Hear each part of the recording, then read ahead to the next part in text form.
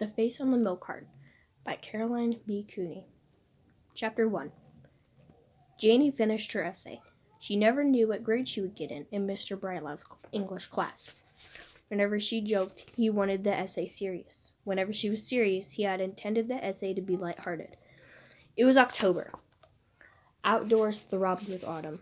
She could feel the pulse of the deep blue skies. With every leaf wrenched off its twig and whirled by the wind, Janie felt a tug. She felt like driving for hours, taking any road at all. Just going. Actually, Lainey was only 15 and had barely started driving lessons. She was having driving fantasies because of dinner last night. Her parents, as always, had taken opposite sides, setting themselves up like a debate team. Her mother and father would argue until some invisible martial time rang. Then they would come to terms, rushing to meet in the middle. Until last night, her mother had said Janie could begin driving, while her father said she could not. "She's just a baby," said her father in the most infuriating, affectionate way of fathers. "She's old," said Janie's mother lightly. "Practically a woman, a sophomore in high school." "I hate when that happens," her father grumbled. "I'd like my little girl to stay little. I'm against all of this growing up." He wound some of Janie's hair around his wrist. Janie had fabulous hair, a wild, chaotic mane of red curls glinting gold. People always commented on it. As her best friend Sarah Charlotte said, "Janie, that is serious hair." "I guess you've grown up anyway, Janie," said her father reluctantly. "Even with all the bricks I put on your head to keep you little." "Okay, I give in. You can drive." In English, Janie smiled to herself. Her father was an accountant who in the fall had time to coach the middle school soccer teams. Today after school he'd have a practice or a game, but when he came home they'd go driving. She wrote her name on her essay. She had gradually changed her name. Jane was too dull. Last year she added a Y, becoming Janie, which had more personality and was sexier. To her last name, Johnson, she added a T and later an E at the end, so now she was Jane Johnstone. Her best friends Sarah Charlotte Sherwood and Adair Odell had wonderful, tongue-twisting, memorable names. Why, with her last name, Johnson, hardly a name at all, more like a page out of the phone book, had her parents chosen Jane? They could have named her Scarlet or Allegra, perhaps Roxanne. Now, she took the H out of Johnstone and added a Y to Janie. Janie Johnstone.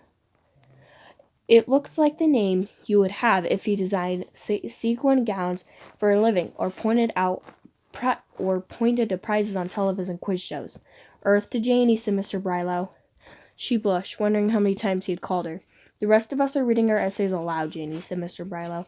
"We'd like to issue an invitation for you to join us." She blushed so hotly she had to put her hands over her cheeks. "Don't do that," said Pete. "You're cute when your face matches your hair." Immediately the back row of boys went into barbershops singing Hands on Hearts, invisible straw hats flung into the air. "Once in love with Janie," they sang.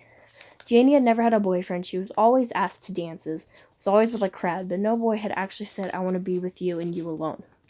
Mr. Brylow told Janie to read her essay aloud. The blush faded. She felt white and sick. She hated standing up in class, hated hearing her voice all alone in the quiet of the room. The bell rang. English was a split period. They had lunch in the middle and came back for more class. Never had lunch come at such an appropriate moment. Perhaps she would write a better essay during the 27 minutes of lunch. Certainly it wasn't going to take Janie long to eat. They had recently discovered she had a lactose intolerance. This was a splashy way of saying she had stomach aches when she drank milk. No more ice cream, no more milk, was the medical parental degree. However, peanut butter sandwiches, which she had in her bag lunch, required milk. "I'm so sick of fruit juice," Janie thought. "I want milk." She had been eating since the school year began with Pete, Adair, Sarah Charlotte, Jason, and Katrina.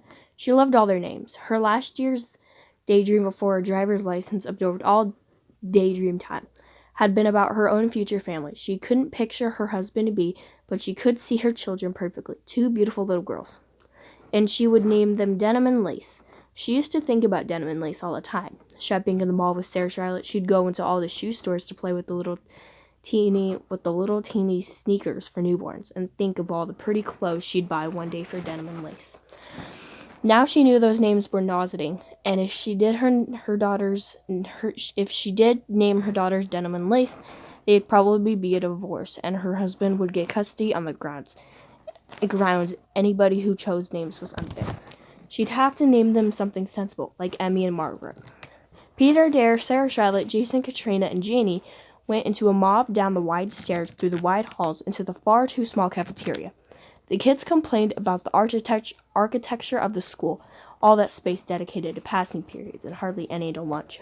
But they loved being crammed in, filching each other's potato chips, telling secrets they wanted everybody to overhear, passing notes to be snatched up by the boy you hoped would snatch them, and sending the people on the outside of the crush to get you a second milk. Everybody but Janie Johnson got milk. Cardboard cartons so small you'd need at least 3, but the lunch ladies would never let you. Janie was envious. Those luckies were swigging down nice, thick white milk, she thought, and I'm stuck with cranberry juice. Okay, said Sarah Charlotte. Sarah Charlotte would not bother with you if you tried to abbreviate her name. Last year she had reached a standoff with a teacher who insisted on calling her Sarah. Sarah Charlotte glared at him silently for months until he began calling her Miss Sherwood, which let them both win. Okay, who's been kidnapped this time? Said Sarah Charlotte wearily, as if jaded with the vast number of kidnappings in the world. Sarah Charlotte patted her white blonde hair, which was as neat as if she had cut it out of a magazine, and pasted it onto her head. Janie's, whose mass of hair was never the same 2 minutes in a row, and whose face could be difficult to find beneath the red tangles, never figured out how Sarah Charlotte kept her hair so neat. I have approximately 500,000 fewer hairs than you do, Sarah Charlotte explained once. Everybody turned the milk cartons over to see who had been kidnapped. The local dairy put pictures of stolen children on the back of the carton. Every few weeks there was a new child.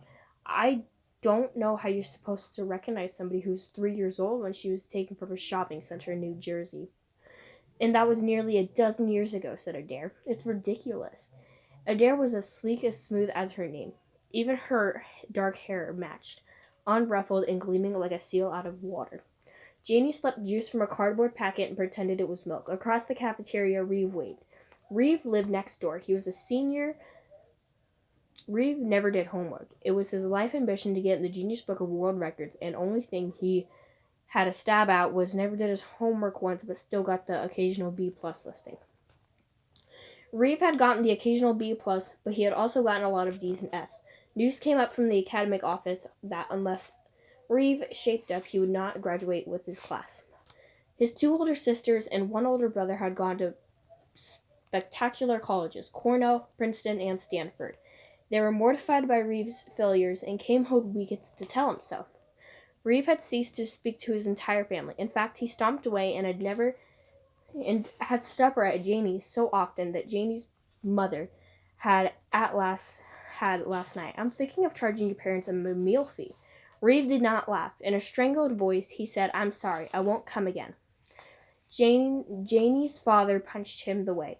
If it had been Janie, he would have hugged, jabbing Reeve in the gut. Her father said, meals here, bed there, Reeve. Someday we'll collect our debt. Yeah, when I'm a plumber, said Reeve gloomily. You'll let me clean your drains. Now, Reeve, just start studying, pull those grades up, and her father broke off. Right, he said, punching Reeve again. In this house, we don't discuss it. Here, have a brownie and some ice cream. It was such a trespass on Reeve that everybody knew the details. Whatever Reeve kept secret, his mother told Janie's mother anyway. Reeve felt cramped by the intimacy of his life. He had always lived in this town, always gone to this school. I want to live in a city, he said last night, and be anonymous. Ruefully, Janie thought her name would give her a pretty good start if she wanted to go anonymous. Sarah Charlotte was hoping Reeve would ask Janie out. Sarah Charlotte was not interested in getting her driver's license. She was interested in having a steady boyfriend who had to be tall, handsome, muscular, smart, courteous, and rich. Reeve was all but one. And if Reeve doesn't ask you out, said Sarah Charlotte's theory, maybe his friends will. Janie did not think the boy next door ever came through in real life, nor would any of Reeve's friends ask her out. Last year's seniors had dated lots of younger girls. This year's seniors seemed annoyed that they had to be in the same building. And Janie felt younger than her age. She had grown later and grown less. While Adair and Sarah Charlotte were busy becoming sophisticated and articulate, Janie remained small. Her mother said she was cute. Janie loathed that word. Cute was for toddlers and kittens.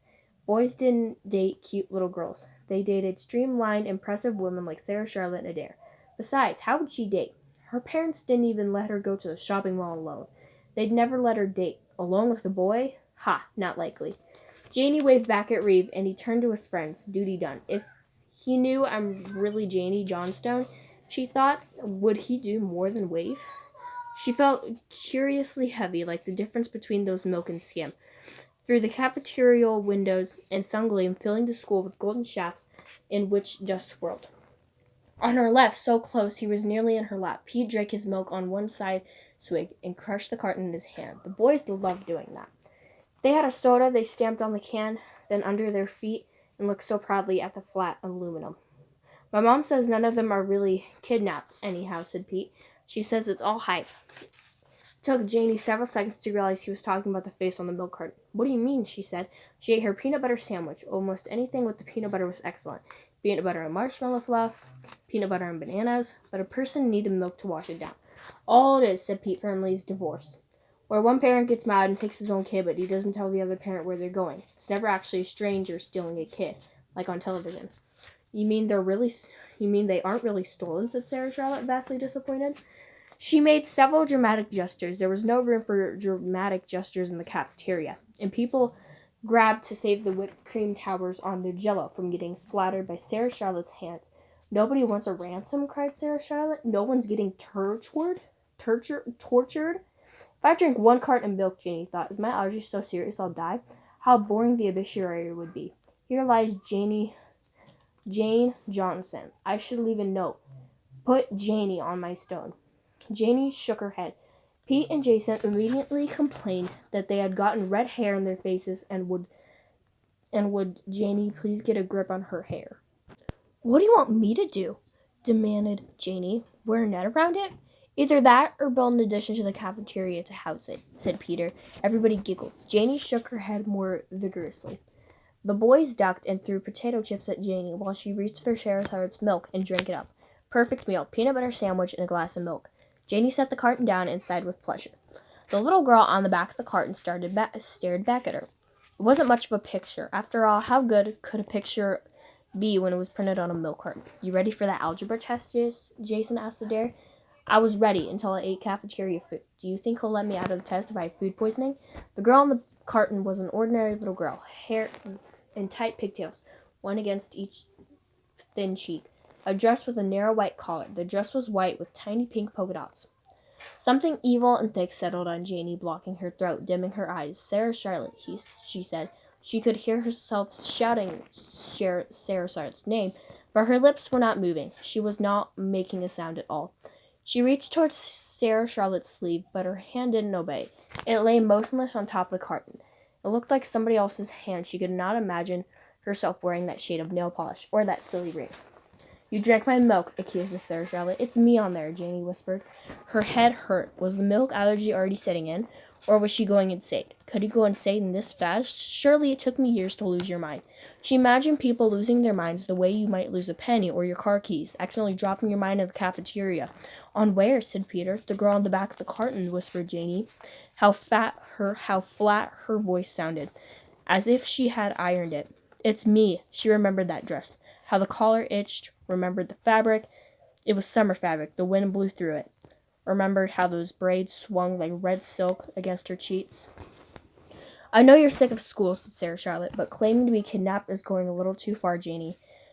Pete retrieved his flattened milk and tried to shape it back to a carton. He read between her folks. You were stolen 10 years ago from a shopping center in New Jersey, Janie.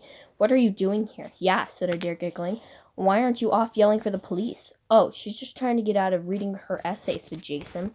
No, she's just trying to steal my milk, said Sarah Charlotte. The bell rang. The others hurled their garbage toward the huge plastic-lined trash cans by the door and missed. Ducking under the plump arms of the lunch ladies, they raced back to the class instead of picking it up. Janie held Sarah Charlotte's empty milk carton and stared at the photograph of the little girl. I was kidnapped.